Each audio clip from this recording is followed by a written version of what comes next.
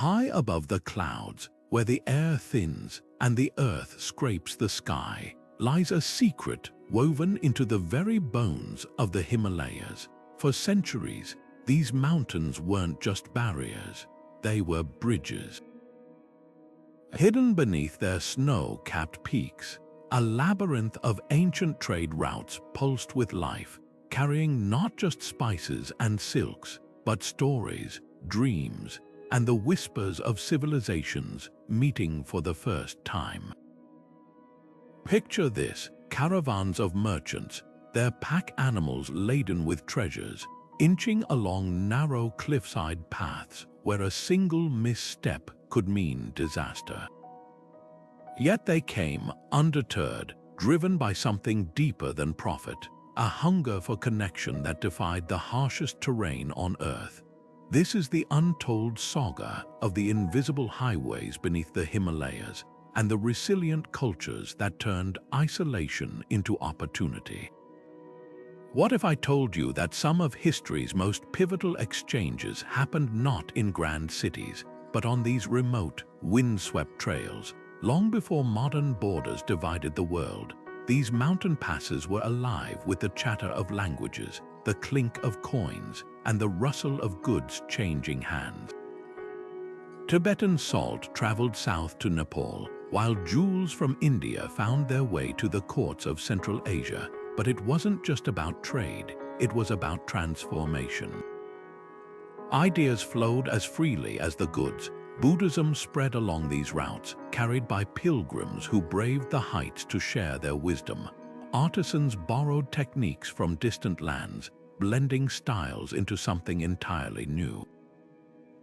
These mountains didn't separate cultures, they fused them. Today, we're retracing the footsteps of those who dared to traverse these treacherous paths. We'll uncover how communities thrived in the shadow of the world's tallest peaks, crafting ingenious solutions to survive the impossible. How did they navigate without maps or modern tools? What legends and secrets were buried along the way? And why do these ancient routes still matter in our hyper-connected world? The answers might surprise you, because this isn't just a story about the past. It's a testament to human ingenuity, a reminder that even the most forbidding landscapes can't extinguish our drive to explore, exchange, and endure. So join me as we peel back the layers of time, revealing the hidden heartbeat of the Himalayas one step at a time. To understand how trade flourished in the Himalayas, you have to think like a merchant standing at the foot of those towering peaks, scanning the horizon for the safest path forward. The mountains weren't just obstacles, they were riddles to be solved, with each valley, river, and pass offering a different solution. Take the Kadung La, one of the highest motorable passes in the world today, but centuries ago, it was a lifeline for caravans hauling goods between Ladakh and Central Asia. Picture traders huddled around campfires at 18,000 feet, their breath visible in the freezing air, calculating whether to push forward or wait out a storm. The difference between profit and peril often came down to who could read the landscape like a mapper, where to find shelter in a blizzard, which riverbank wouldn't collapse under a yak's weight, or how to spot the faintest trail markers left by generations before them. These routes weren't chosen at random. Every curve in the path tells a story of adaptation. The Brahmaputra River, for instance, wasn't just water, it was a moving roadmap. Traders knew its seasonal moods intimately, riding its summer floods downstream with timber and tea, then following its quieter winter currents back with salt and wool. Meanwhile, the Nathu La Pass became a silent negotiator between cultures, where Tibetan and Sikkimese merchants met under the watch of snow leopards, exchanging not just goods but the unspoken rules of high-altitude barter. You didn't haggle too aggressively when oxygen was scarce. Trust was built on shared survival as much as shared profit. What's astonishing is how these routes doubled as living encyclopedias of environmental wisdom. Certain paths were only open for weeks each year, timed perfectly between melting glaciers and monsoon rains. Locals developed a sixth sense for microclimates, knowing which slopes caught morning sun to ease icy trails, or where to dig for hidden springs. This knowledge was so precious it was often guarded more closely than the cargo itself. A seasoned guide could demand his weight in silver, because in the Himalayas, geography wasn't just scenery, it was the ultimate business partner. And when landslides or avalanches erased trails overnight, the most successful traders were those who listened to herders and monks, whose stories held clues to forgotten alternate routes. The land itself shaped the rhythm of commerce. Unlike the steady pace of desert caravans, Himalayan trade moved in bursts. A frantic summer crossing before snow sealed the passes, followed by months of winter markets where goods were repacked and rumors swapped. This stop-and-go dance gave birth to unique trading hubs like Leh and Lhasa, where warehouses weren't just storage but cultural crossroads. Here, Persian carpets might be traded for Sichuan peppercorns, then bartered again for Baltic amber, each exchange adding another layer to the Himalayas' invisible economy. The mountains didn't just connect places, they transformed the very meaning of value, turning a bolt of Gujarati cotton into currency that could climb higher than the clouds. In the thin air of the Himalayas, where crops struggle to grow and winters stretch endlessly, salt wasn't just a seasoning, it was life itself. The highland valleys of Tibet held vast salt lakes, their shores crusted with crystalline treasures, while lower regions like Nepal and India craved this precious mineral for preserving food, feeding livestock, and even religious ceremonies. This imbalance created one of history's most astonishing trade networks, the salt caravans. Imagine hundreds of yaks, their breath steaming in the sub-zero dawn, each carrying towering loads of salt bricks strapped to their backs. These animals were the unsung heroes of the Himalayas, their wide hooves gripping icy trails where horses would falter, their thick fur shielding them from winds that could freeze skin in minutes. But the real marvel wasn't just the journey, it was the precision behind it. Salt trading followed a calendar written in generations of experience. Spring was too unstable with melting snow, autumn brought unpredictable storms, so caravans moved in late summer, when nights were cold enough to keep trails firm but days offered brief mercy from the frost. Every pit stop along the route had a purpose. The village of Tingri, for example, wasn't just a resting place, its blacksmiths specialized in repairing the iron shoes worn by yaks to prevent their hooves from splitting on sharp rocks. Further south, families in Mustangs stored extra fodder for traders passing through. Knowing a well-fed yak could mean the difference between a successful trip and a stranded caravan. The trade itself was a dance of mutual need. Tibetan salt, rich in minerals from the high-altitude lakes, was swapped for Nepalese grain at barter ratios so precise they functioned like currency. 5 measures of salt might equal one of barley in this valley, but 3 days' travel west, the ratio flipped. These weren't just economic transactions, they were acts of trust. No contracts were signed, deals were sealed with shared cups of butter tea, and the unspoken understanding that cheating a trading partner could mean exile from next season's caravan.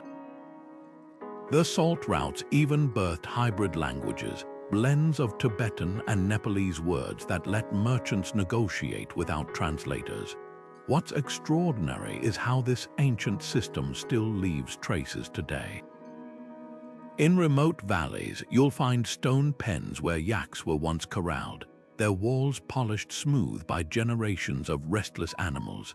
Festivals like Nepal's Yartung celebrate the caravan days with horse races and salt-tossing rituals.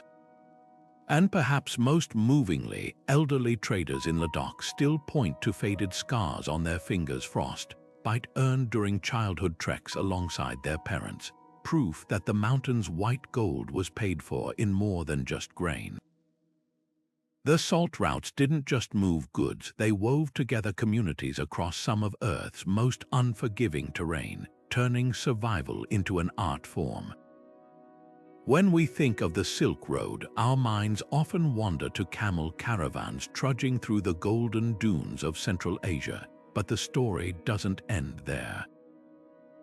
High above the deserts, where the air turns crisp and the horizon bristles with jagged peaks, the Silk Road quietly split into a web of Himalayan branches, each more daring than the last.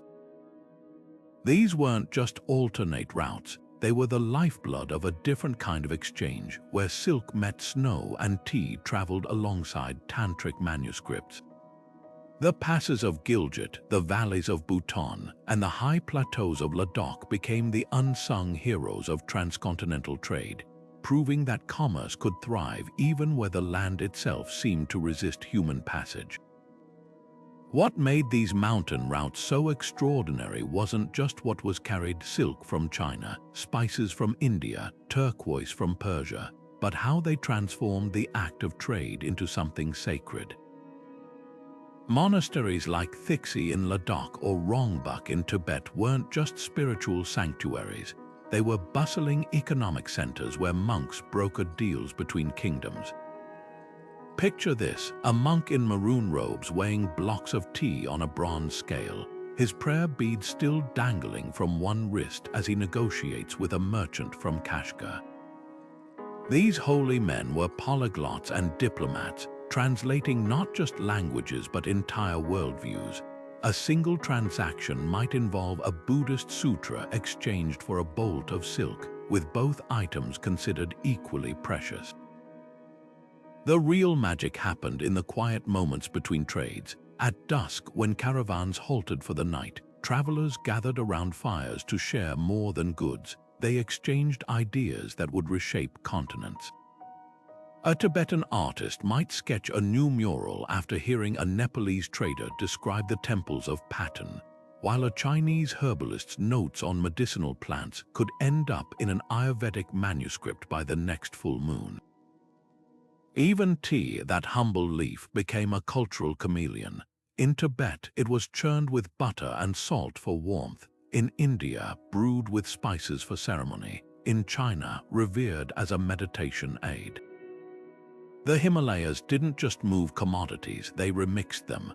Perhaps the most enduring legacy of these routes was their role as a conveyor belt for Buddhism. As silk traveled west, Buddhist teachings flowed east, carried by monks who viewed perilous passes as spiritual tests. The ancient trade town of Taxila, now in modern Pakistan, became a crucible where Greek, Persian, and Indian artistic styles merged into the earliest Buddha statues. Further along the route, the caves of Dunhuang preserved thousands of manuscripts in a dozen scripts, their pages whispering of debates between Confucian scholars and Tibetan lamas. This wasn't mere cultural diffusion, it was alchemy. Today, fragments of this network still pulse with life. In the bazaars of Leh, you can find descendants of those Silk Road merchants selling turquoise alongside smartphone cases, their stalls a testament to the enduring human instinct to connect. The real treasure of these hidden branches wasn't the silk or spices, it was the proof that even the mightiest mountains couldn't wall off the human imagination. Every yak caravan that vanished into the mist, every monk who turned a monastery into a marketplace, was writing the same message across the sky. Trade isn't just about what changes hands, but what changes minds. Perched on windswept cliffs and nestled in hidden valleys, the caravanserais of the Himalayas were oases of warmth in a world of ice and rock. Picture walking for days through blinding snowstorms, your fingers numb and your yaks stumbling on icy trails when suddenly a flickering light in the distance. Smoke curling from a stone chimney, the sound of laughter muffled by thick walls. These weren't just shelters, they were sanctuaries where the rules of the outside world melted away like butter in hot tea. Built from the very mountains they stood upon, their walls were so thick they could mute the howl of a blizzard. their courtyards buzzing with dialects from every compass point. Step inside one of these stone havens at the height of trading season, and you'd witness a microcosm of the ancient world.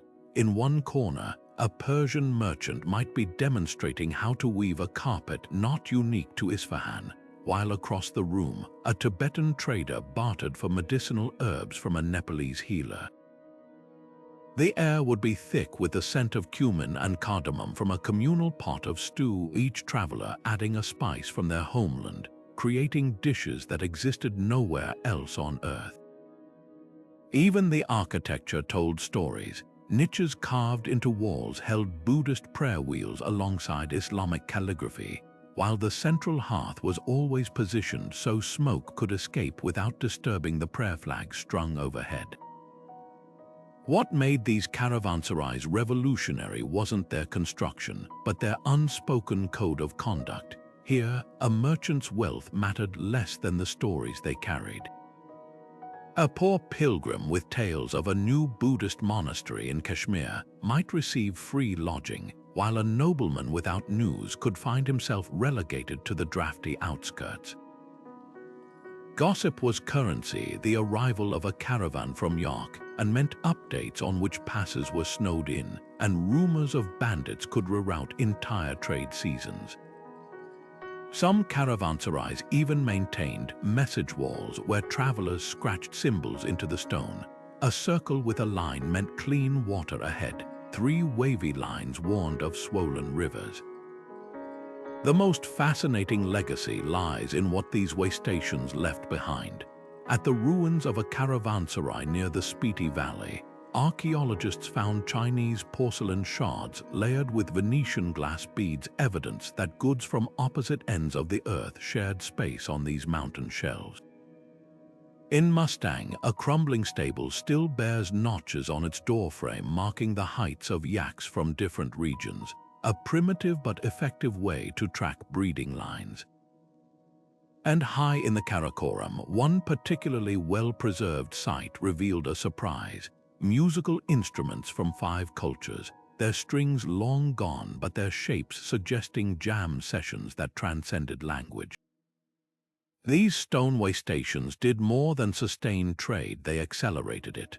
A merchant could depart a caravanserai with not just rested animals and full belly, but a new trade route mapped in his mind, a revolutionary way to preserve fruit taught by a stranger, or even the seeds of a partnership that would span generations. When we walk through their ruins today, we're not just seeing old walls, we're touching the blueprint of globalization, written not in boardrooms but in shared meals and borrowed blankets under the watchful gaze of the peaks. In the frozen highlands of Ladakh, where winter temperatures plunged to 40 below zero, nature engineered its own miracle, the Changthangi goat. These remarkable animals grow an undercoat so fine, so impossibly soft, that rubbing it between your fingers feels like touching a cloud. But this wasn't just any wool. When woven into the legendary Pashmina, it became one of history's most sought-after treasures, a fabric so light it could pass through a ring, yet so warm it could shield a person from the fiercest Himalayan blizzard.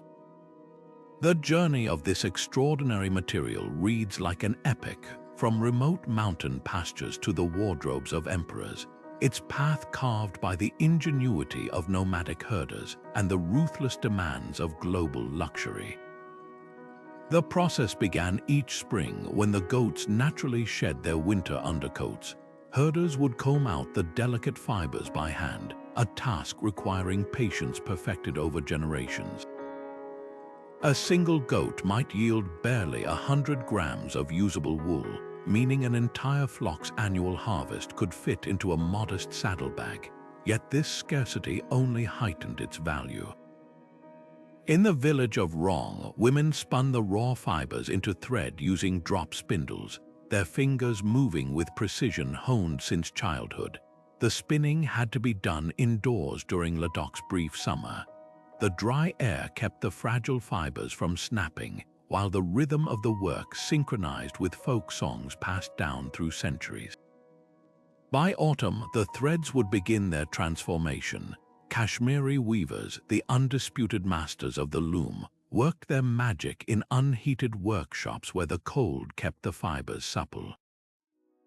Their shawls weren't merely textiles, they were mathematical marvels, some woven so tightly that a single square inch contained over 1,000 intricate knots.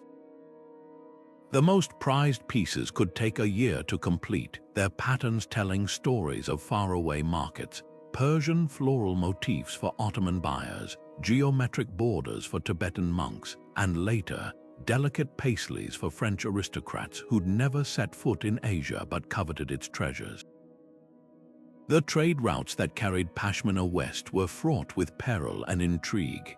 Caravans bound for Constantinople often disguised their cargo beneath bales of ordinary wool to deter bandits.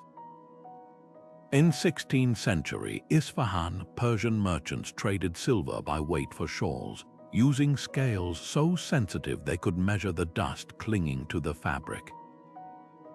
By the time Napoleon gifted a pashmina to Josephine, sparking a European frenzy, the wool had traversed deserts, crossed war zones, and survived shipwrecks, all to drape over shoulders that had no idea of the human toil woven into every thread. What's often overlooked is how this luxury trade reshaped the highlands themselves.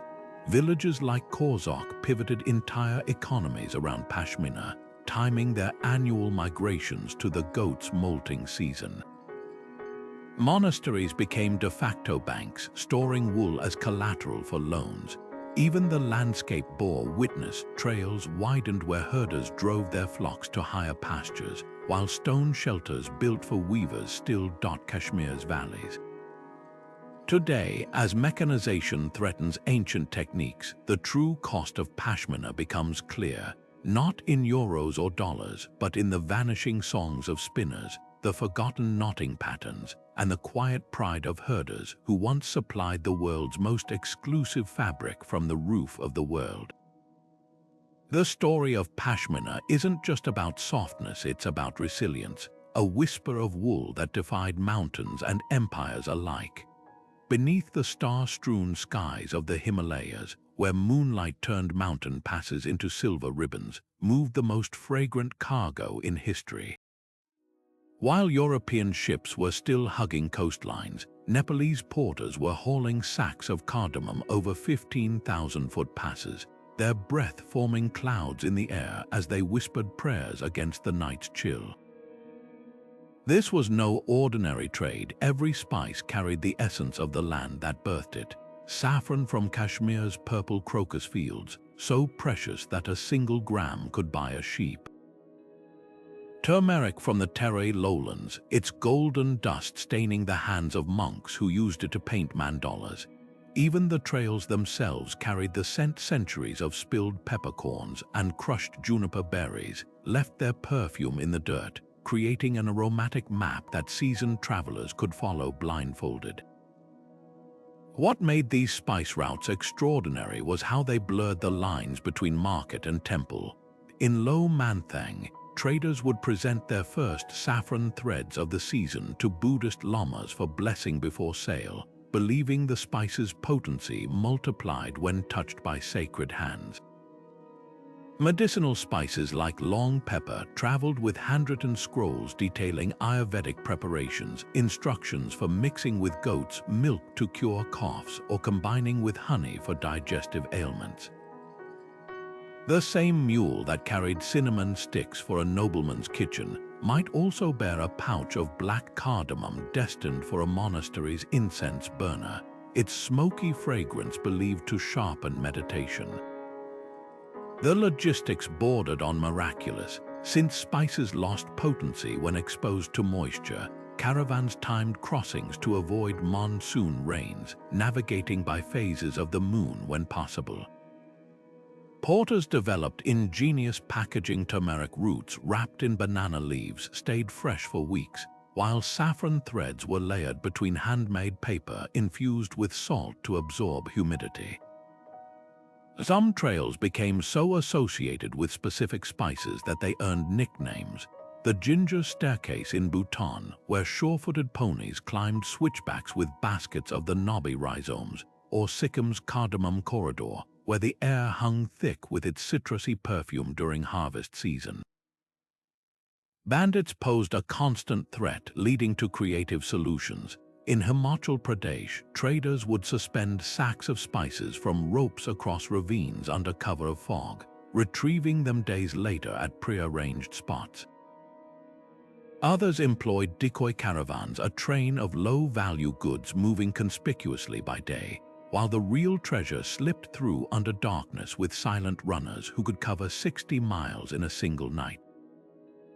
The risks were worth it. At the height of the spice trade, a skilled porter carrying a 40-kilogram load of Bhutanese cardamom to Bengal could earn enough in one trip to feed his family for a year. Perhaps the most enduring legacy lies in how these mountain spices redefined global cuisine.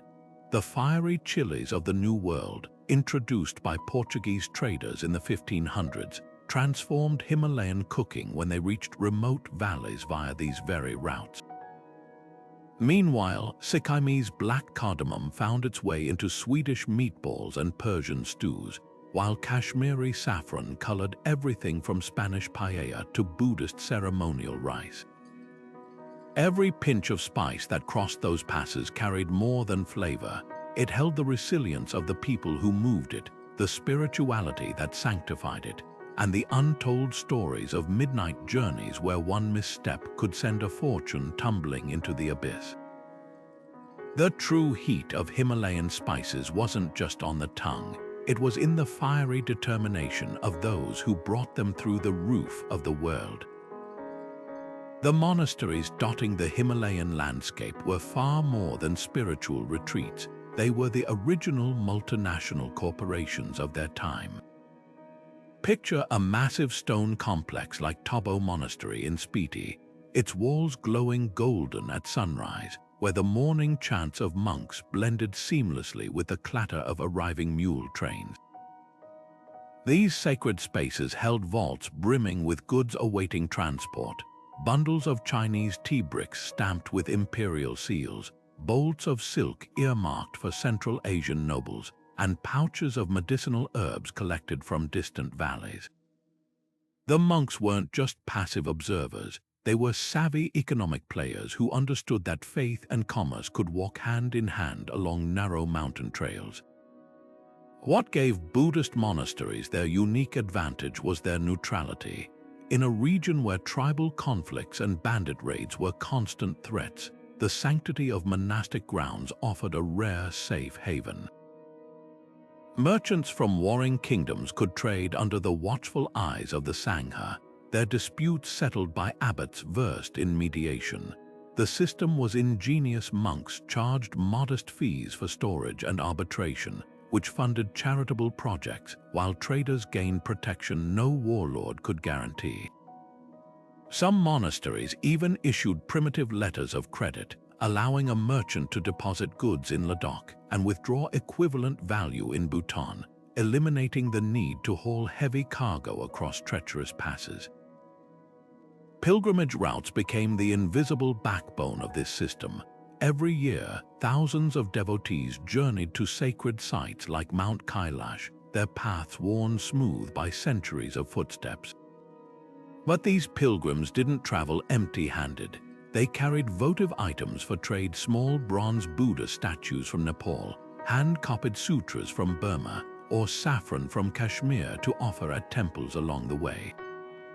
Smart merchants soon realized that attaching their caravans to these pilgrim groups provided safety in numbers and a built-in customer base.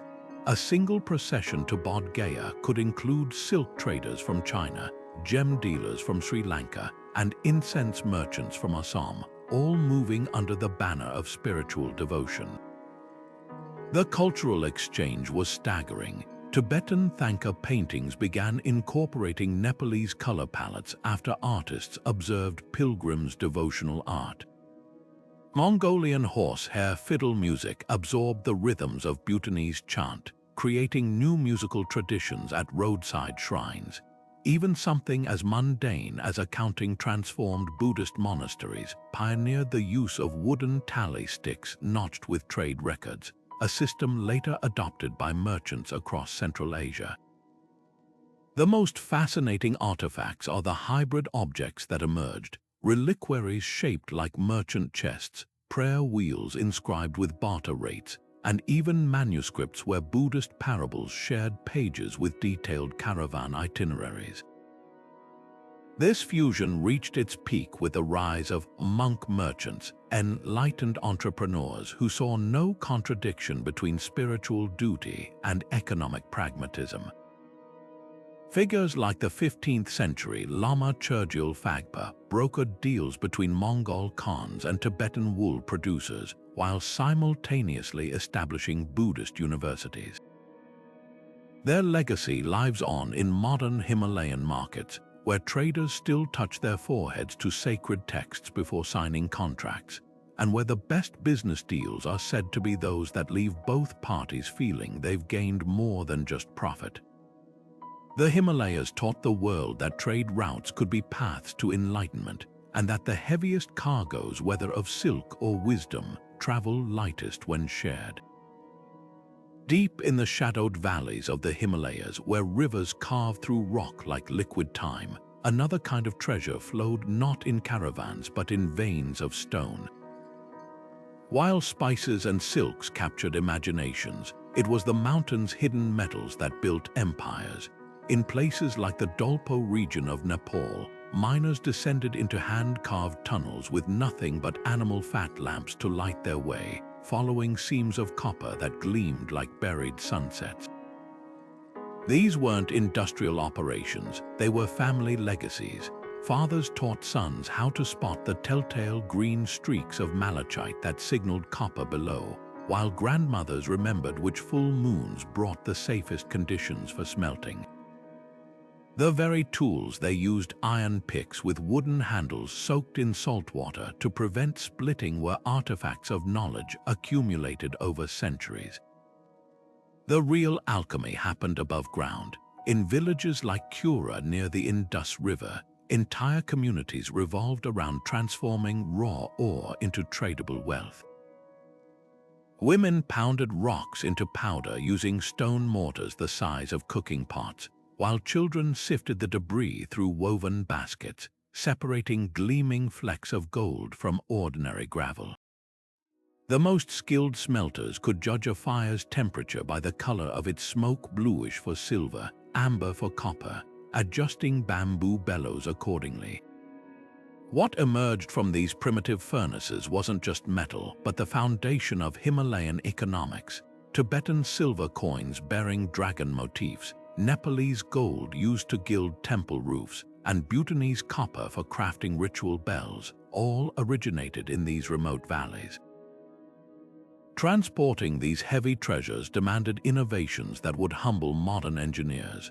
A single yak could carry up to 60 kilograms of copper ingots, but only if the load was perfectly balanced to prevent deadly slides on icy switchbacks.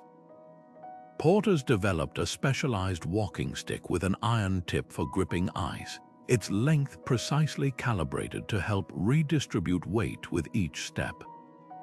Some routes became known as the metal roads, identifiable by telltale marks, grooves worn into boulders where ingots were dragged during floods, or cliffsides stained green from centuries of copper-laden ropes rubbing against stone.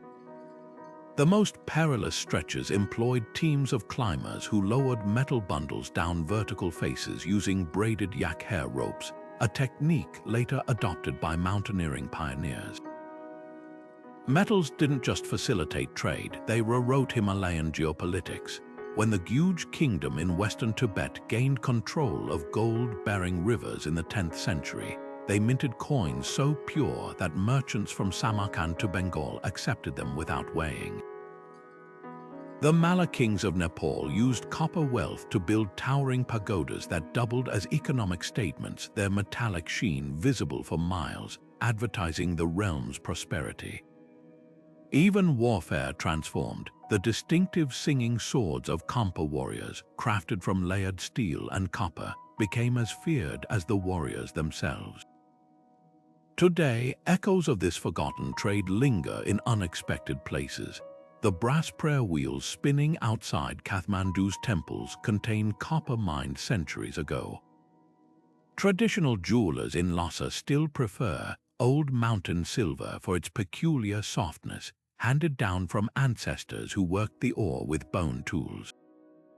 And high in the Karakoram, abandoned slag heaps have sprouted unique alpine flowers, their roots absorbing trace metals to bloom in unnatural cobalt blues and coppery reds, a living memorial to the human ingenuity that turned stone into legacy. The mountains didn't just surrender their metals, they whispered the secrets of how to wield them, shaping civilizations one ingot at a time. High in the thin air where men drove yaks across vertigo-inducing passes, women wove the social fabric that made Himalayan trade possible. While history books often spotlight male merchants and monks, the truth is far richer. In valleys like Spiti, the average trading household relied on women's literacy rates that surpassed Europe's during the same period. These weren't just silent participants, they were strategists. Take the Nangzan system of Mustang, where women maintained intricate mental ledgers of debts and favors across generations, their memories serving as living contracts in a society where paper was scarce. A trader might return from Tibet with bolts of wool, but it was his wife who decided which neighbor received first pick, not out of charity, but because she knew that family's daughter could repair caravan ropes with a unique knot that prevented load slippage on icy descents. Textile production reveals even more startling expertise. In the Zanskar Valley, women developed a secret language of patterns. A lotus motif woven into a shawl's border might signal to savvy traders that the wearer knew safe routes across a particular glacier. The famed Pashmina shawls, their legendary softness came not just from the wool, but from the meticulous washing techniques passed mother to daughter, using water from specific Himalayan springs rich in natural softening minerals. These weren't domestic crafts, they were intellectual property guarded as fiercely as any merchant's spice routes. When British colonial agents tried to replicate Pashmina in 19th century Scotland, their failure wasn't due to inferior wool, they lacked the generations of women's knowledge about altitude-specific weaving tensions that prevented fiber breakage. Some women shattered conventions entirely.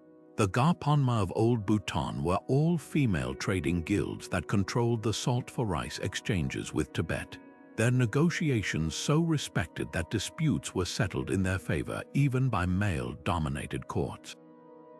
In Ladakh, widows like the legendary Tsering Yongden rebuilt family fortunes by leading caravans personally, their faces deliberately left uncovered as a challenge to bandits who assumed unaccompanied women carried worthless cargo.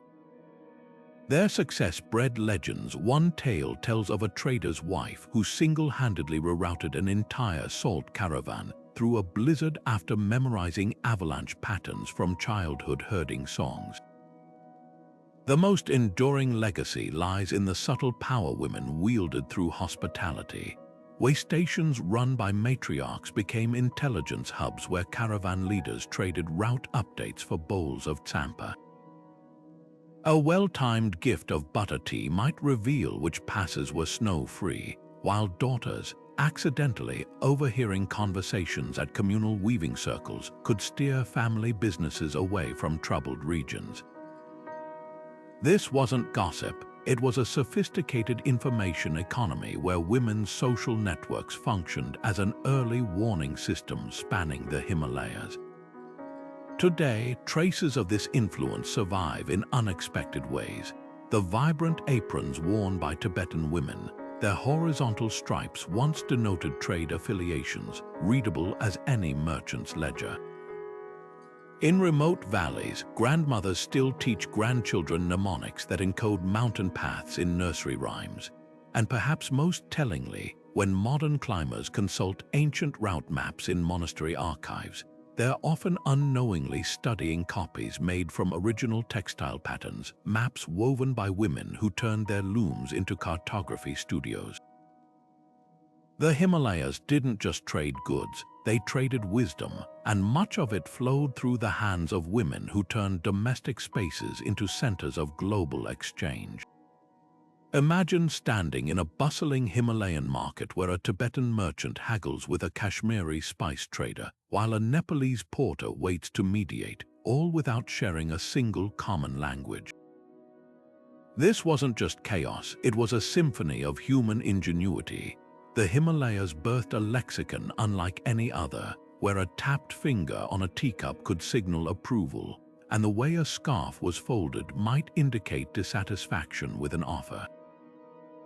Traders didn't need fluency in dozens of tongues. They mastered a silent language of commerce honed over centuries. A raised palm with fingers splayed meant 5, but tilt that same hand slightly, and it became a warning about bandits ahead. Even the rhythm of bargaining followed unspoken rules. Too swift a concession raised suspicions, while deliberate pauses showed respect. The true marvel was how these systems standardized across cultures. The word chauk might mean market square in Hindi, but in highland trade routes, it universally signaled a trusted weighing station where scales were certified fair. Numbers became musical Tibetan G-sig 1, Nepali ek, and Persian yek, blurred into a shared counting system where tone mattered more than pronunciation. Caravans carried not just goods but living dictionaries, multilingual children who'd learned trade terms from traveling elders, or deaf messengers whose signing adapted fluidly between regional variations. At the crossroads of Mustang, archaeologists found clay tokens marked with universal symbols, a mountain peak for pass closed, a camel for goods from Xinjiang, proof of an emoji language centuries before smartphones. Dispute resolution relied on even more creative communication. When disagreements arose, traders might place contested items on a truth blanket, a sacred textile where lies were believed to cause physical tremors. Silent auctions occurred using finger presses under the cover of sleeves, a technique still used in some Tibetan livestock markets today. The most fascinating were the talking sticks, carved staffs passed between parties where the holder alone could speak until passing it on. This wasn't just about fairness, it prevented the fatal misunderstandings that could erupt when armed men from rival valleys negotiated. The legacy of this linguistic alchemy survives in unexpected ways. Modern Nepali contains untranslatable words like jukuti, referring both to hidden storage spaces and the secret codes used to describe their contents. Bhutanese banknotes still feature the ancient tisho, marks tiny symbols once used to verify silver purity. Even the ubiquitous namast gesture may have roots in trade, evolving from a merchant's way to show empty hands held no weapons. These weren't just communication tools, they were the glue that held together a trade network spanning the world's most formidable peaks, proving that sometimes the strongest bridges between cultures aren't built of stone, but of shared gestures in the marketplace dust. The wind howling through the Himalayan passes carried more than snow, it carried whispers of danger. For every merchant who returned with pockets full of silver, there were those who vanished into the white silence, their fate known only to the mountains. Bandits lurked in narrow gorges like the infamous Thieves' Alley near Manali, where cliffs rose so steep that a single well-placed boulder could trap an entire caravan. But the real terror wasn't human, it was the land itself.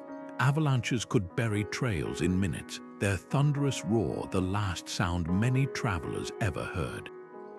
In the Khumbu region, locals spoke of ghost caravans, phantom yaks glimpsed in blizzards, said to mark spots where real traders had perished decades earlier. What's remarkable isn't that these routes were dangerous, but how traders developed an entire culture of survival around them. amulets weren't mere superstition, they were practical tools. A dried goat's heart wrapped in silk might seem strange until you learn it contained written route details in code, edible if desperate. Prayer flags fluttering at passes served dual purposes: spiritual protection and wind gauges, their flapping intensity warning of approaching storms. Even the humble yak bell had hidden genius. Its unique pitch helped locate buried caravans under snow, as rescuers would listen for the faintest metallic chime beneath the drifts. Local guides held knowledge more valuable than gold. The Sherpa of Everest region could predict avalanches by the sound of snow underfoot, while Balti porters in Kashmir navigated whiteouts by tasting the wind. Certain mineral traces signaled proximity to known trails.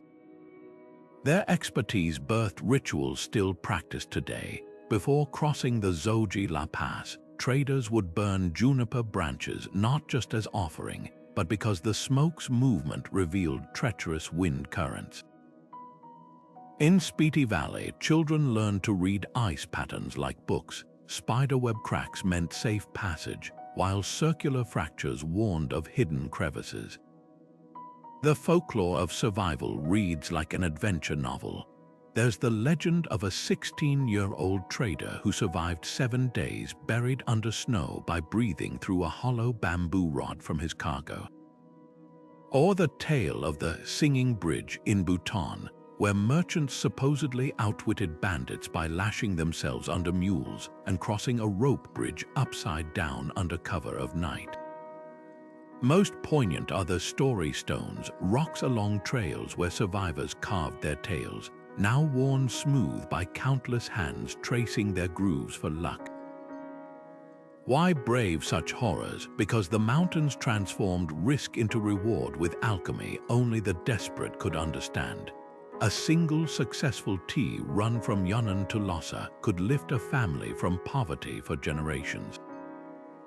Beyond wealth, there was status. The snowwalkers who survived multiple crossings earned tattoos marking their feet, their skin becoming a living resume. But perhaps the greatest reward was simply outsmarting the impossible. When a Nepalese salt trader named Ang Lomo lost her caravan to an avalanche in 1893, she rebuilt her fortune by selling blocks of glacial ice to British colonial officials in India, turning the very hazard that ruined her into a new commodity. The perils of these routes didn't just test endurance, they forged a breed of problem solvers who saw every disaster as a riddle waiting to be unraveled. The wheels of change rolled into the Himalayas not with a whisper, but with the iron groan of steam engines and the blasting of dynamite through ancient rock. When the British laid the first railroad tracks into Darjeeling in the 1880s, they weren't just building infrastructure, they were unwittingly erasing a way of life that had thrived for millennia. Suddenly, tea that once took weeks to transport by mule train could reach Calcutta in days, and the delicate balance of mountain trade began to unravel. Colonial powers redrew borders with little regard for traditional routes, slicing through networks that had functioned like living organisms. Customs posts sprang up where none had existed before, turning fluid exchanges into bureaucratic nightmares. A Kashmiri shawl maker who once traded directly with Tibetan wool suppliers now found himself navigating export permits and tariff ledgers, his family's centuries-old partnerships rendered obsolete by paperwork. Yet the true death knell came from something far more insidious: convenience. As trucks began lumbering up newly paved highways in the mid-20th century, younger generations saw no reason to endure the back-breaking labor of caravan life. Why spend months guiding yaks across frozen passes when goods could arrive by diesel engine? The knowledge that had been passed down through songs and stories, which valleys bloomed with edible herbs in spring, how to predict avalanches by the behavior of ravens, suddenly seemed as quaint as the wooden saddles gathering dust in attics. In the span of a single lifetime, the Himalayas' invisible highways became ghost roads, their once bustful way stations crumbling into the landscape. But here's where the story takes an unexpected turn. Deep in regions like Dolpo and Zanskar, where modern infrastructure remains sparse, the old ways never fully disappeared. During particularly harsh winters, when landslides block the few existing roads, you can still spot lines of sure-footed Desas yak cow hybrids plodding through the snow with solar panels strapped to their backs, blending ancient and modern in a single journey. In the weekly market at Namche Bazaar, Sherpa elders teach grandchildren to assess wool quality by touch, just as their ancestors did, even as those same children text the day's prices to relatives via smartphone. The most striking survival might be the salt caravans of Changtheng, where nomadic herders continue their annual migrations more out of cultural pride than economic necessity, their route now dotted with tourist lodges where foreigners pay to photograph the last authentic traders. What makes this resilience remarkable isn't nostalgia, it's adaptation. The same families who once bartered salt for grain now sell Himalayan pink salt to boutique grocers in Manhattan. Pashmina weavers upload loom demonstrations to YouTube, transforming their craft into digital content. Even the perilous Mani Rimdu festival route, where monks once carried sacred texts between monasteries, has become a trekking circuit where hikers' fees help preserve the very traditions they've come to witness. The genius of these communities lies in their refusal to see modernity as an either-or proposition. A Ladakhi guide might navigate using both GPS and a century-old song that describes mountain landmarks in couplets, proving that progress doesn't have to mean erasure. The legacy of these routes pulses through the region in ways both visible and unseen.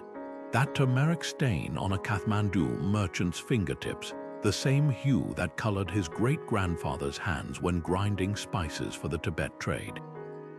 The intricate metalwork on a Bhutanese temple door, forged using techniques perfected when copper was currency.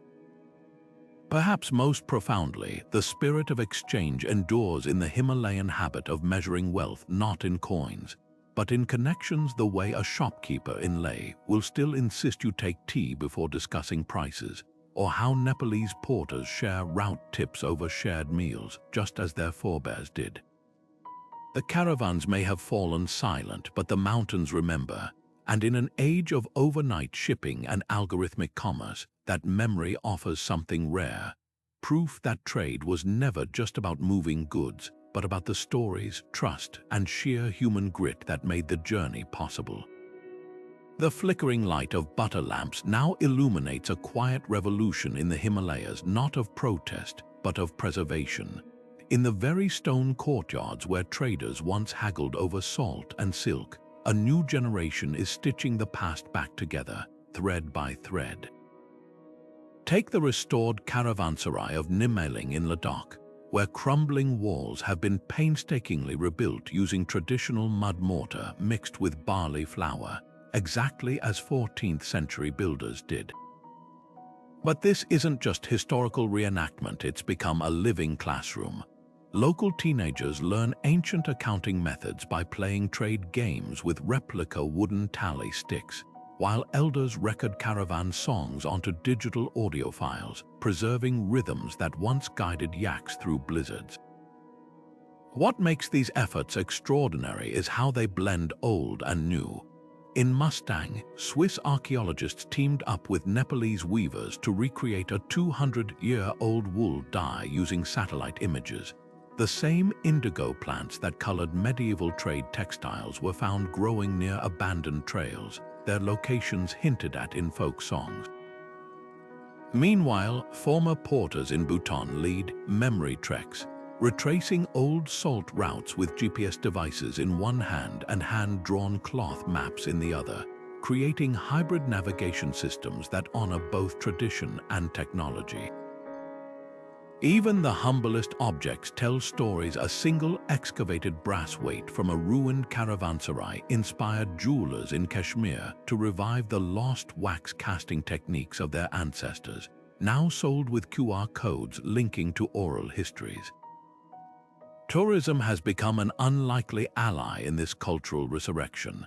The ancient tea horse road, once trodden by merchants hauling pu-er tea to Tibet, now sees hikers sipping that same tea in restored way stations converted into eco-lodges. But there's a careful balance at play. While visitor fees fund preservation, communities enforce strict limits to prevent desertification. In Spiti Valley, homestay owners teach guests to spin wool using drop spindles, but only after they've helped gather the season's first crop of sea buckthorn, maintaining the intimate link between craft and environment. The most successful initiatives understand that revival isn't about freezing time, but redirecting its flow, like the Tibetan women in exile who have adapted Pashmina weaving techniques to create scarves bearing QR codes that reveal stories of their homeland when scanned. Perhaps the most hopeful signs come from the youngest participants. At a school in Dolpo, children learn math by calculating traditional barter ratios: 5 measures of barley for 1 of salt, then apply those skills to modern economics. In Kathmandu, teenage gamers developed an app that simulates Himalayan trade journeys, their algorithms based on centuries-old risk assessments recorded in monastery ledgers. Even the region's famous prayer flags have taken on new meaning. Solar-powered looms now weave them with conductive thread, able to transmit real-time weather data to herders' phones while maintaining traditional patterns. This isn't nostalgia, it's reinvention. When a 90-year-old spice trader in Sikkim demonstrated the secret to testing cardamom quality, rubbing pods against his forearm to judge oil content, nearby farmers adapted the technique to create organic certification labels. The same hands that once braided yak hair ropes now assemble documentary films, stitching oral histories into digital tapestries. The Himalayas have always been masters of transformation, turning isolation into connection, scarcity into innovation. As long as there are those who listen to the whispers in the wind, who understand that a faded trail marker isn't just a relic, but a roadmap for the future, the spirit of these invisible highways will never truly fade. The sound of a Nepalese sarangi drifting through a Tibetan marketplace wasn't just music. It was the echo of centuries of cultural alchemy. These high-altitude trade routes functioned as massive, slow-moving festivals where every caravan carried not just cargo, but the seeds of artistic revolution. Take the Tibetan dramian, a lute-like instrument now synonymous with Himalayan folk music. Its distinctive 7-string design traveled from Persia with 14th-century traders, only to be reimagined by local craftsmen who added yak bone tuning pegs and strings spun from mountain sheep gut. The resulting sound, deep and resonant enough to carry across valleys, became the soundtrack of highland life, accompanying everything from epic poems to childbirth ceremonies. Food tells an even richer story. The humble momo, Tibet's beloved dumpling, traces its ancestry to Mongolian horsemen who stuffed meat into dough for easy travel. But it was Nuari merchants from Nepal's Kathmandu Valley who introduced the delicate pleating technique after encountering Chinese baozi on their journeys. By the time these dumplings reached Indian tea plantations, they'd absorbed local spices like cumin and coriander, creating a culinary lineage as layered as the mountains themselves.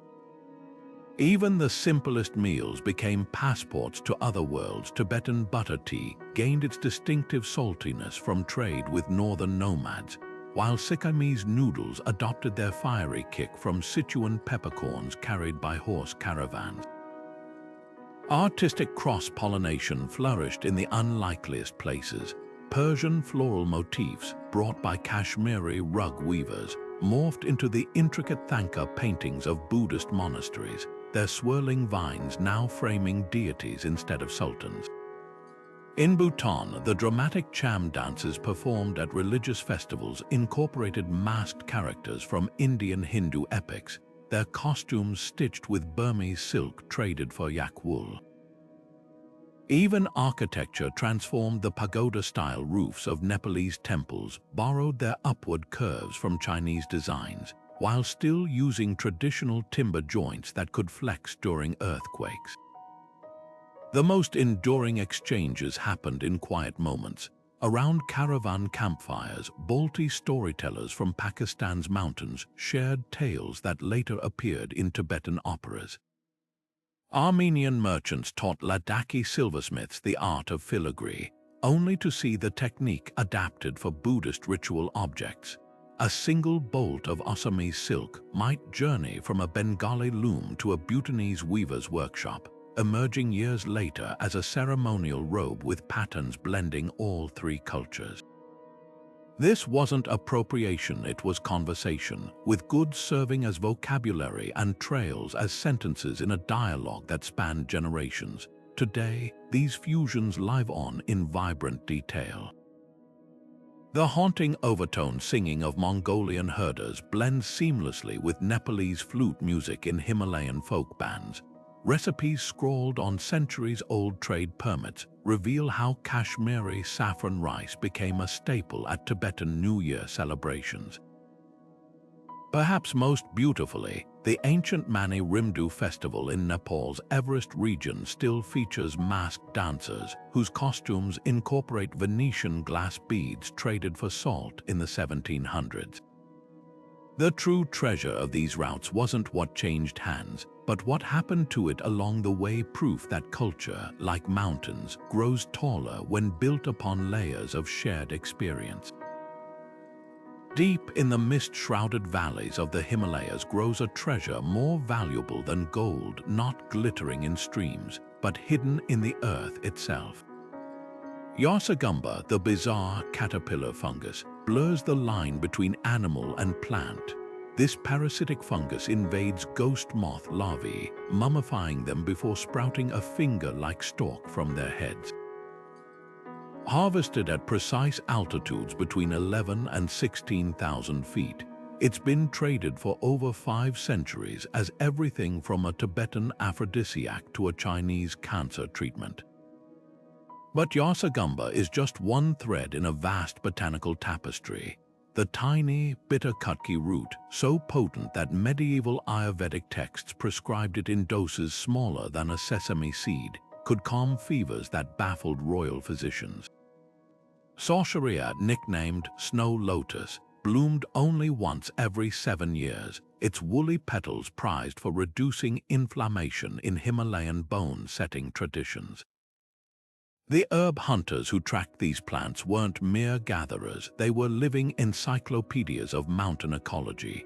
Families in Dolpo still pass down harvesting songs that encode growth locations in their lyrics, melodies rising and falling like the contours of hidden valleys. Certain herbs demanded rituals. Kutki could only be dug at dawn when its active compounds peaked, while Yasagamba required moonlit collection to spot its telltale amber glow against the snow. The most skilled traders developed a sensory lexicon, rubbing leaves to judge resin content, chewing roots to test potency, even smelling the soil to predict a patch's fertility. This knowledge was so precise that 19th-century herb manuals from Lhasa describe distinct harvesting zones by the taste of the water in nearby springs. Trade routes transformed these plants into global commodities centuries before modern globalization. Caravans bound for Beijing carried carefully packed yak butter cakes studded with Yasagamba to prevent spoilage. Kutki traveled south wrapped in banana leaves and tucked into bamboo tubes, changing hands at 7-fold markups by the time it reached Indian royal courts. The real marvel was the adaptation to transport. Snow lotus petals were pressed between sheets of handmade paper infused with salt to absorb moisture. while aromatic herbs like jatamansi were sealed in sheep bladders to preserve their fragrance. Some merchant families grew fabulously wealthy. The ancestors of modern Pokhara's elite made fortunes brokering Himalayan herbs to Mughal physicians. Today, this ancient economy teeters on a knife's edge.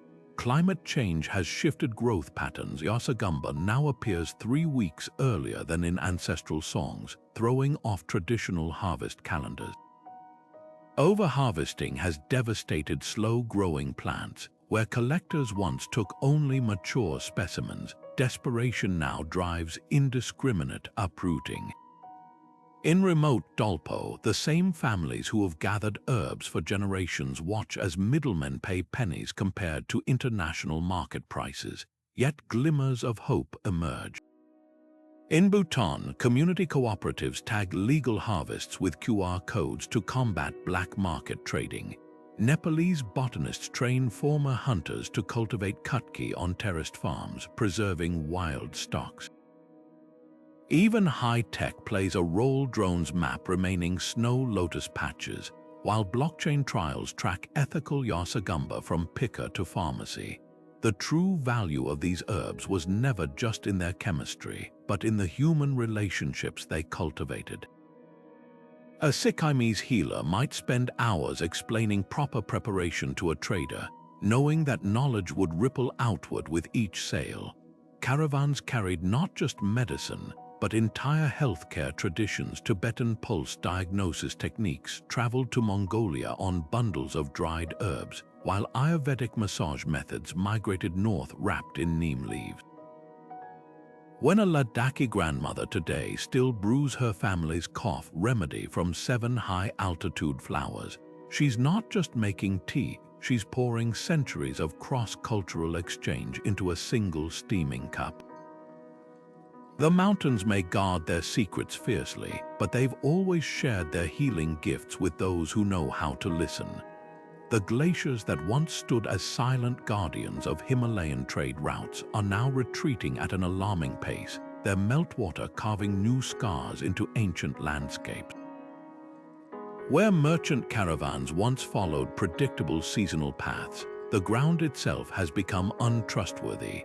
The Khumbu Glacier near Mount Everest, for instance, has shrunk by over a mile since the 1960s, exposing unstable moraines where yaks once trod confidently.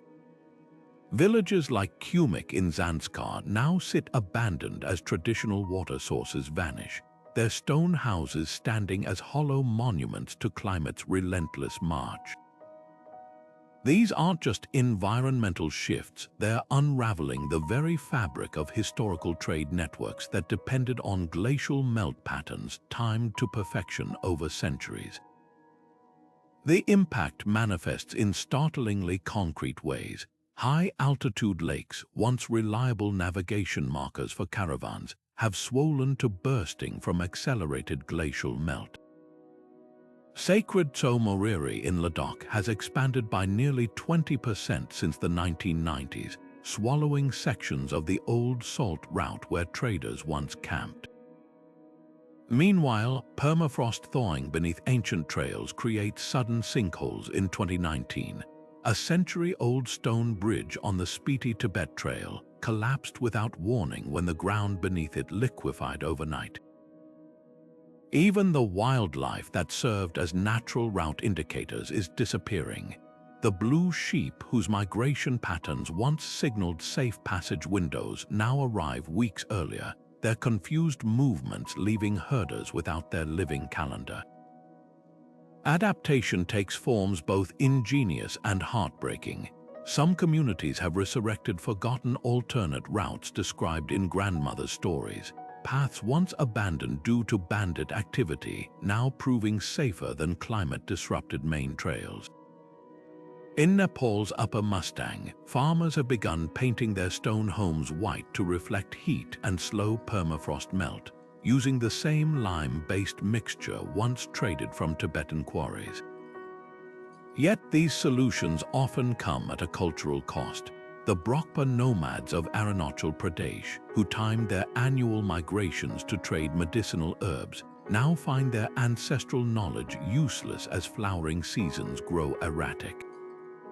Their meticulously memorized songs describing harvest times no longer match reality, leaving elders struggling to rewrite verses that took generations to perfect. Perhaps most poignant are the climate refugees from trade families, seventh-generation salt traders, forced into menial tourism jobs when their caravan routes became impassable, or weavers who can no longer find the high-altitude nettles used for traditional cloth. In Lay's backstreets, former caravan leaders now hawk cheap souvenirs, their calloused hands that once expertly tied yak loads now fumbling with smartphone payment apps.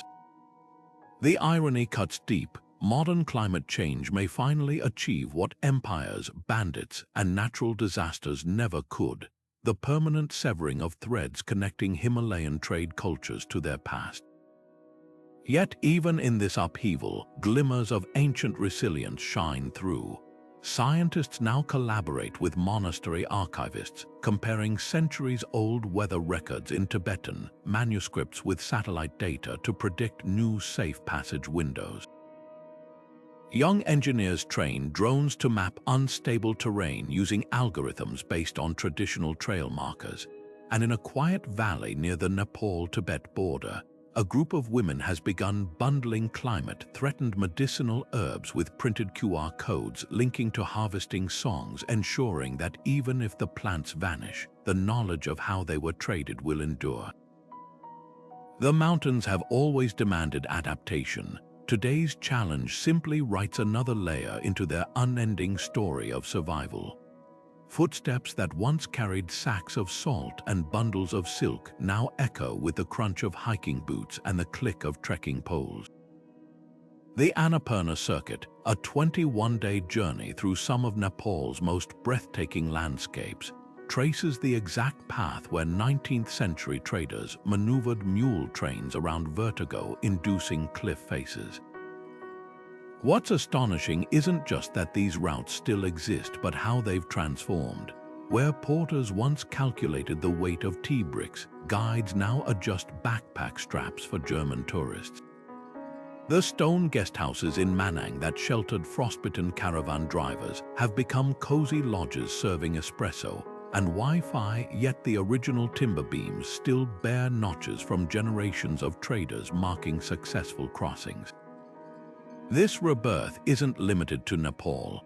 In Uzbekistan, sections of the ancient Silk Road that hosted Marco Polo now welcome cyclists pedaling between restored caravanserais turned boutique hotels.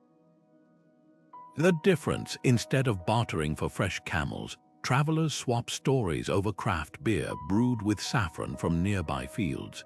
Even the perilous Zoji La Pass between Ladakh and Kashmir, once notorious for swallowing entire salt caravans in snowdrifts, now sees convoys of adventure bikers, their GoPros capturing vistas that medieval merchants risked their lives to witness.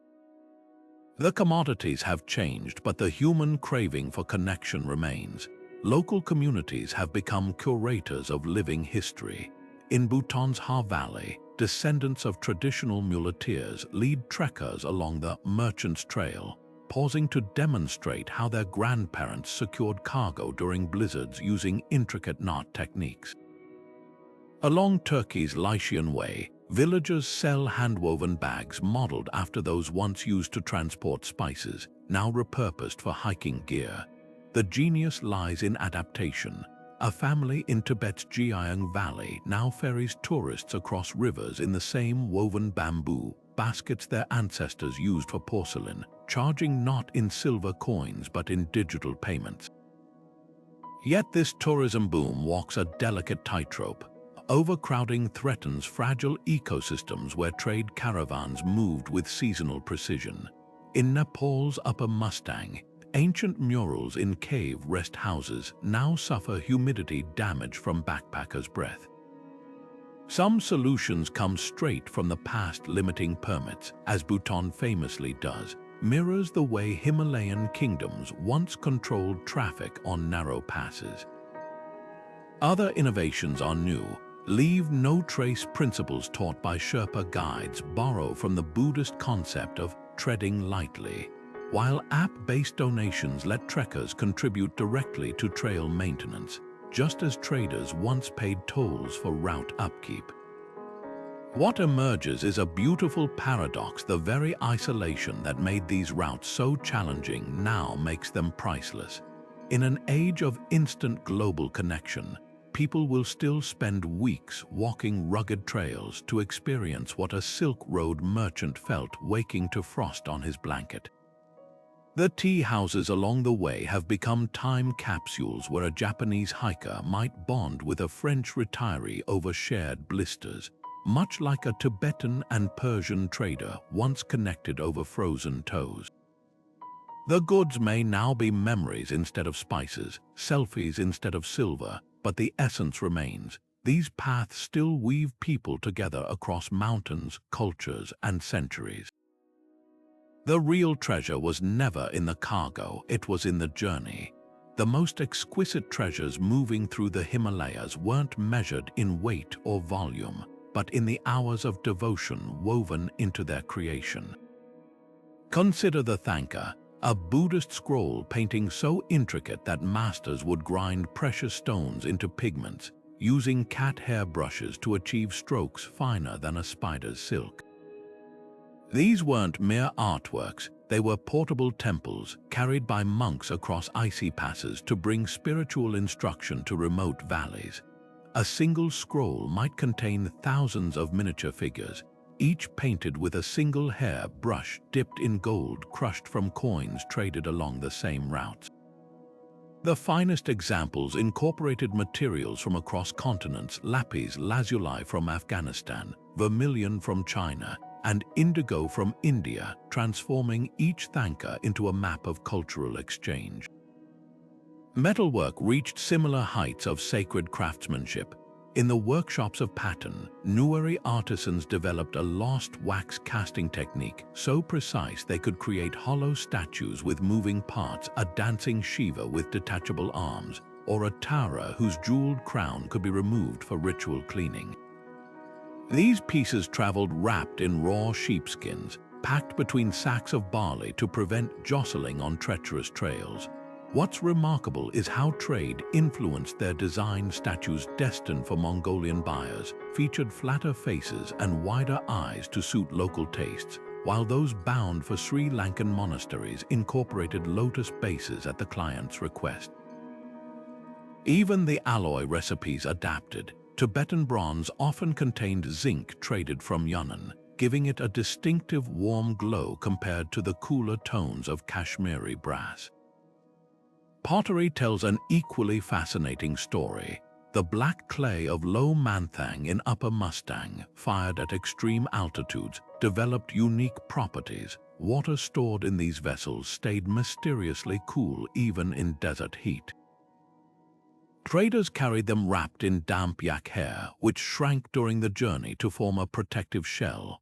But the real artistry lay in their painted designs. Geometric patterns from Central Asia blended with Nepalese floral motifs, while some jars bore Sanskrit inscriptions next to Tibetan mantras, a literal fusion of languages in clay. What elevates these objects beyond mere merchandise is the spiritual economy surrounding them. A master Thangka painter might accept payment in silver, but the true transaction occurred during months of meditation before touching brush to canvas. Metalworkers often began statues with consecration rituals, believing the deities themselves guided their hammers. Even humble tea bowls gained value from the belief that their mineral-rich glazes enhanced meditation. This wasn't commerce as we understand it today. It was alchemy, where every exchange carried layers of meaning far beyond the material. A merchant might spend years transporting a single statue across mountains, not because it was profitable, but because completing that journey became his spiritual practice.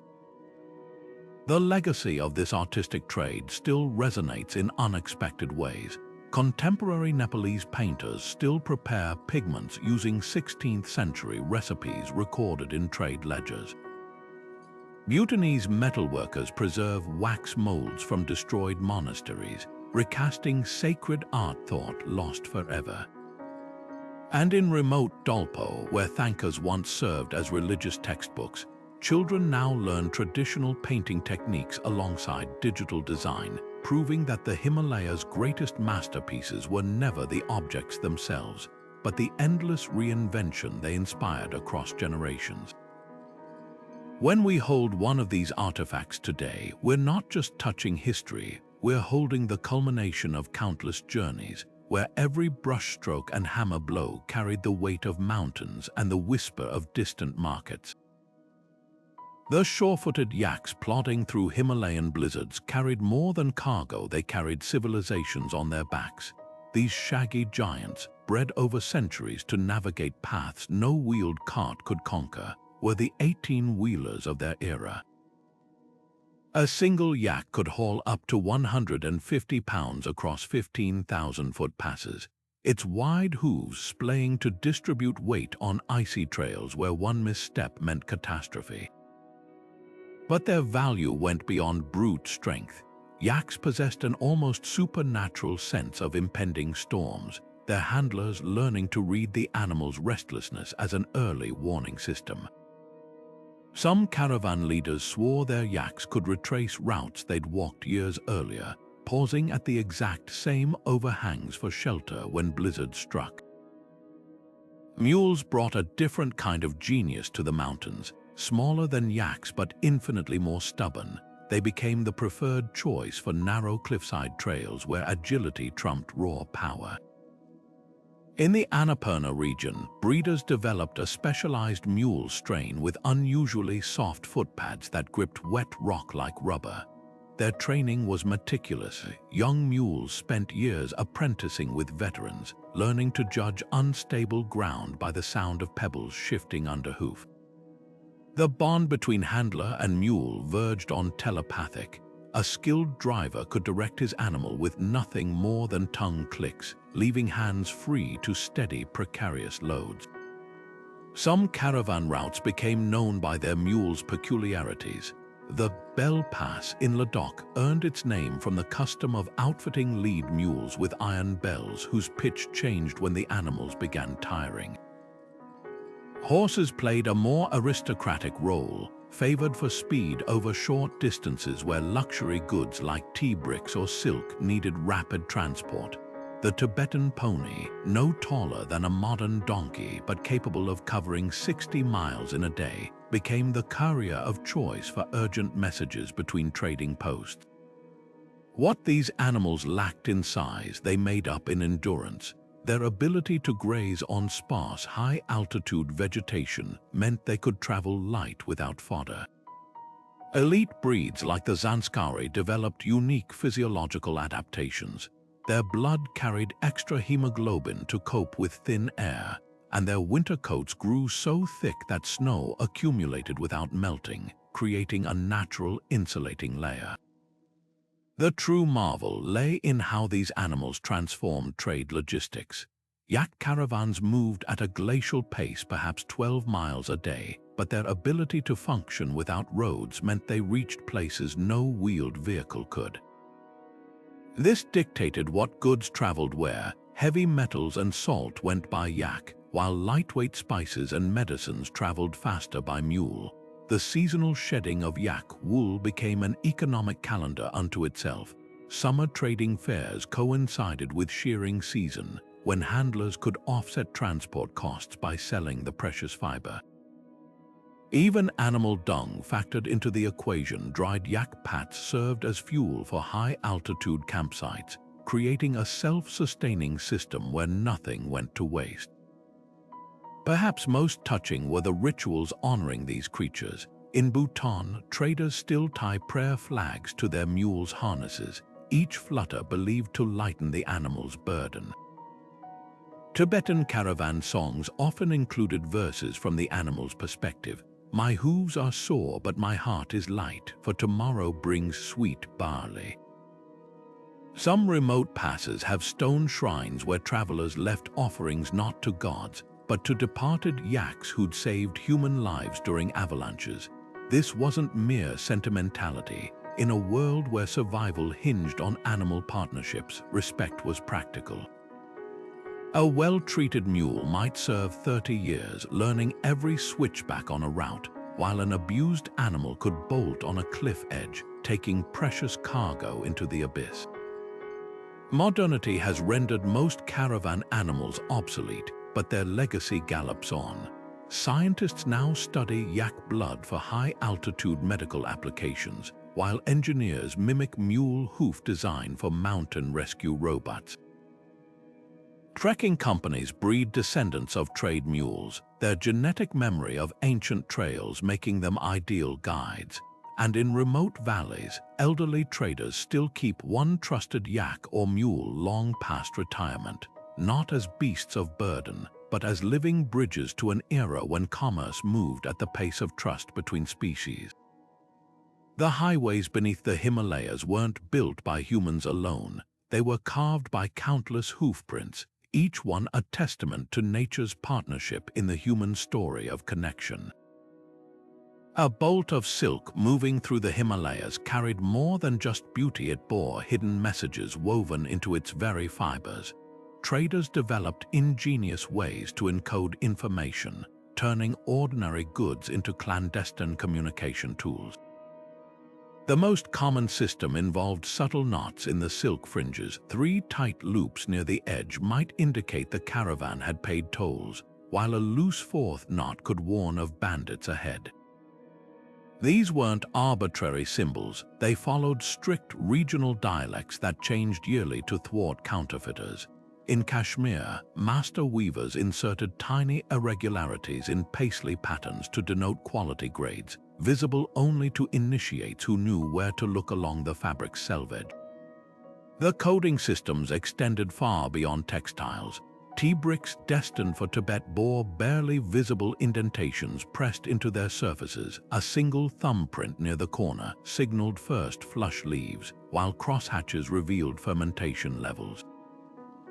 Some merchant families in Leh maintained elaborate cipher books where innocent-looking folk songs actually contained encrypted trade routes, with each verse corresponding to a mountain pass or river crossing.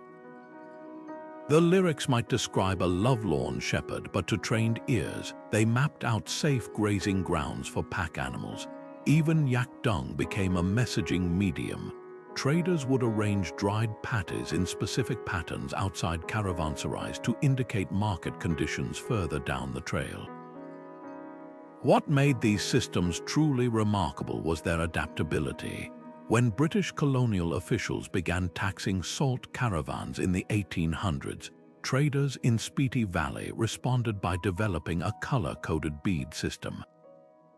Strings of turquoise and coral beads worn as necklaces secretly recorded tax payments. Different bead sequences represented various officials' bribes or legitimate tolls. The system grew so sophisticated that by counting beads, a trader could calculate exactly how much silver remained hidden in his boot heels. Similarly, Ladakhi wool traders used sheep ear notches as living ledgers. The particular cut on a flock's ears might correspond to debts owed to a merchant in another valley. The stakes of this coded communication were life and death. In the treacherous Thieves' Alley near Manoli, traders developed an entire silent language of hand signals. Rubbing one's earlobe could mean an ambush ahead, while adjusting a turban a certain way signaled that a helper was actually a bandit scout. Some merchant guilds employed professional decoders who traveled with caravans, their sole job being to interpret hidden marks on way station walls or read warnings scratched onto river stones. The most sensitive messages were concealed in plain sight. A Buddhist prayer wheel might contain a hollow compartment holding a map of alternate routes, its presence indicated by an extra stripe of paint on the handle. Perhaps the most poignant legacy of these codes lies in their gradual disappearance. As modern borders hardened and trading dynasties faded, many cipher systems died with their keepers. Yet fragments survive in unexpected places. The intricate forehead markings of Kulu Valley brides still incorporate ancient wool quality symbols, while certain horse trading rituals in Bhutan retain coded elements from medieval salt bargains. In a remote monastery near the Nepal-Tibet border, an elderly lama recently discovered a 16th century cargo manifest disguised as a sutra, its margins filled with tiny dots and dashes that, when decoded, revealed the going rate for yak butter in 7 different kingdoms. These secret languages remind us that the Himalayas' greatest treasures weren't just what was traded, but the brilliant, unspoken systems that made trade possible against all odds. The towering monasteries of the Himalayas didn't just touch the sky, they were built by it. Every golden rooftop and intricately carved doorway owes its existence to the caravan trails that snaked through the valleys below. Take the iconic Thixi Monastery in Ladakh, its 12 stories cascading down a mountainside like a staircase to heaven. The funds for its construction came not from royal treasuries, but from trade taxes levied on every bale of Pashmina wool and brick of Tibetan tea that passed through nearby valleys. But what's truly fascinating isn't just the source of the wealth, it's how that wealth transformed into stone and wood. The monastery's design is a patchwork of influences: Tibetan prayer halls with Nepalese-style carved window frames, Persian-inspired geometric patterns in the courtyard tiles, and even Chinese roofing techniques adapted to withstand brutal mountain winters. Domestic architecture tells an equally vivid story. Walk through the old trading town of Leh, and you'll notice how every traditional home resembles a miniature fortress with a secret. The ground floors weren't for living, they were built with extra thick walls to protect valuable trade goods, their tiny windows positioned just high enough to discourage thieves. Upstairs, families dwelled in rooms designed around commerce. Special alcoves held scales and measuring cups, while hidden compartments in the walls safeguarded silver coins. Even the staircases followed a merchant's logic, built narrow and steep to save space, but with treads precisely the width of a loaded mule's stride, worn smooth by generations of hooves climbing to rooftop stables. Bridges became the ultimate symbols of trade's transformative power. The rope bridges spanning Himalayan gorges weren't just feats of engineering, they were economic lifelines. In Bhutan, the legendary Tamchok Bridge used cables woven from iron traded across mountains, its wooden planks spaced to match the gait of laden yaks. But the real innovation lay in the builders' understanding of materials. They soaked the ropes in saltwater solutions traded from Tibetan lakes, increasing their durability, while the wooden supports came from specific high-altitude pines whose resin acted as natural insect repellent. These weren't just crossings, they were alchemical masterpieces blending resources from half a dozen regions. The most unexpected architectural legacy might be the humble caravanserai. These way stations developed a distinctive Himalayan flavor, part inn, part warehouse, part cultural melting pot. Unlike their desert counterparts, they featured slanted roofs to shed heavy snow, and their central courtyards were sunken to retain heat. The stone walls bore witness to centuries of exchange. Graffiti in Arabic script next to Tibetan mantras, charcoal sketches of camels alongside yak portraits.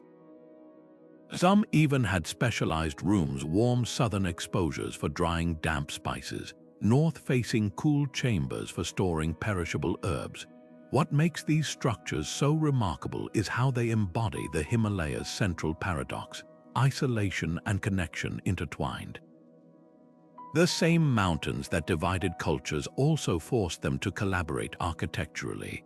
A Buddhist monastery might employ Muslim stonemasons from Kashmir, while Hindu woodcarvers from Kumaon added their artistry to a Tibetan noble's home. The result was a built environment where every beam and brick whispered of distant places, proof that trade didn't just move goods across the roof of the world, it reshaped the very ground beneath people's feet. Today, when golden hour light hits a Ladakhi fort's walls, You're not just seeing stone, you're glimpsing centuries of commerce frozen in amber, a testament to how profit and piety once built kingdoms in the clouds. The digital age has woven a new kind of web through the Himalayas, one made of fiber optic cables instead of yak hair ropes, where transactions happen at the speed of light rather than the pace of a laden mule. In a remote village in Nepal's Mustang district, a young woman named Lomo uploads photos of her hand-knotted Pashmina shawls to an Etsy store while her grandmother watches, bemused. The same shawls that once took months to barter across mountain passes now reach customers in Tokyo and Toronto before sunset. But this connectivity comes at a paradox. The very technology preserving these crafts is also erasing the journeys that gave them meaning. When a New Yorker swipes to purchase a Himalayan singing bowl online, they miss the centuries of stories: the Tibetan monk who first crafted it for temple rituals, the Sherpa porter who carried it over the Nangpa La Pass, the Kashmiri merchant who traded it for Persian saffron. Yet the past isn't vanishing, it's mutating. In Bhutan, former caravan leaders have repurposed their ancestral route knowledge into slow tourism ventures, guiding hikers along forgotten trails while teaching them to read the landscape as their grandparents did. Along the way, they point out the ruins of caravanserais now converted into solar-powered homestays, where guests pay extra to sleep in rooms once used to store salt bricks. Meanwhile, cooperatives in Ladakh are leveraging blockchain to authenticate ethically sourced yak wool, assigning digital tokens to each batch that trace its journey from high-altitude pastures to fashion runways. The irony is delicious. Cutting-edge technology now guards traditions older than the Silk Road itself. The real innovation lies in blending old and new economies. Take the digital donkey trains of Spiti Valley local teens equipped with tablets who trek to offline villages, collecting orders for hand-woven textiles that they later upload when they return to towns with Wi-Fi. Or consider the Himalayan trade app developed by Kathmandu coders, which uses AI to suggest barter ratios based on medieval monastery ledgers.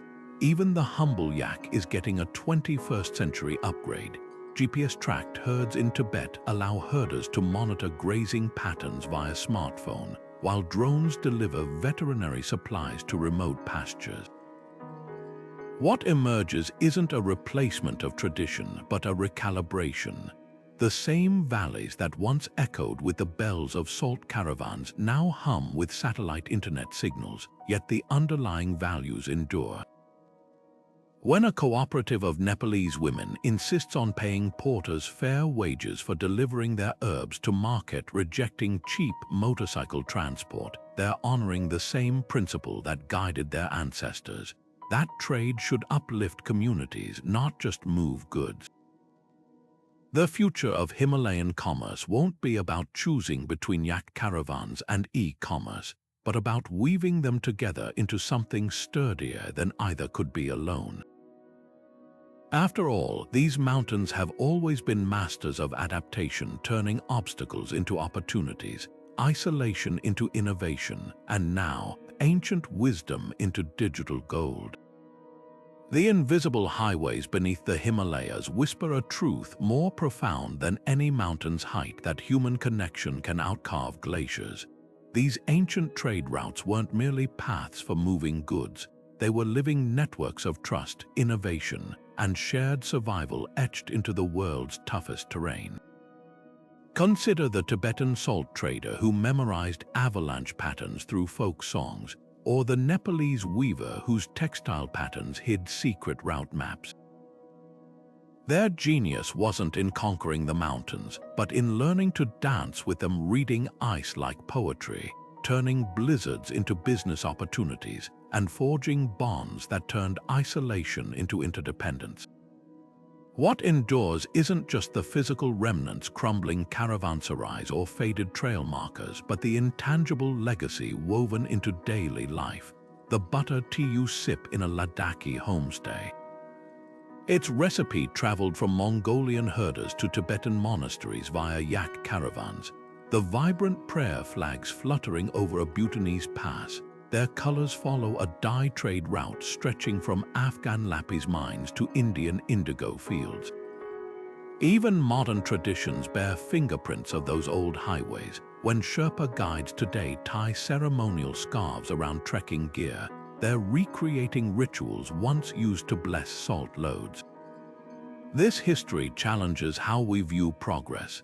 In an age of overnight shipping and digital markets, the Himalayan trade cultures offer a counterpoint proof that speed isn't always superior. There's wisdom in the slow accumulation of trust that built generations-spanning trade partnerships, or the environmental intelligence that dictated resting yaks for 3 days after a river crossing. The mountains taught patience as a survival skill, and perhaps that lesson still holds value. When climate change now threatens these very landscapes, the old ways reading subtle shifts in glacial patterns, reviving drought-resistant crops traded centuries ago, are becoming vital once more. The greatest tribute we can pay to these invisible highways is to walk them with new eyes, not as relics but as blueprints. In a world increasingly divided by borders, they remind us that cultures grow tallest when their roots intertwine. That a Sikkimese spice trader and a Kashmiri carpet merchant could find common ground in a smoky caravanserai suggests possibilities far beyond commerce. Their legacy lives every time we choose curiosity over fear, collaboration over isolation, whether in global markets or our local communities. So the next time you wrap yourself in a Pashmina or savor a pinch of Himalayan saffron, pause. Feel the weight of centuries in that thread, the journey in that flavor. These mountains didn't just shape trade routes, they shaped mindsets. And as long as we keep sharing stories across metaphorical passes, their spirit will never fade. What connections will you forge in their footsteps? Drop a comment below with your own family's trade traditions or the unexpected bridges you've built across divides. And if you've enjoyed this journey through time, hit subscribe. Plenty more hidden histories await just around the bend.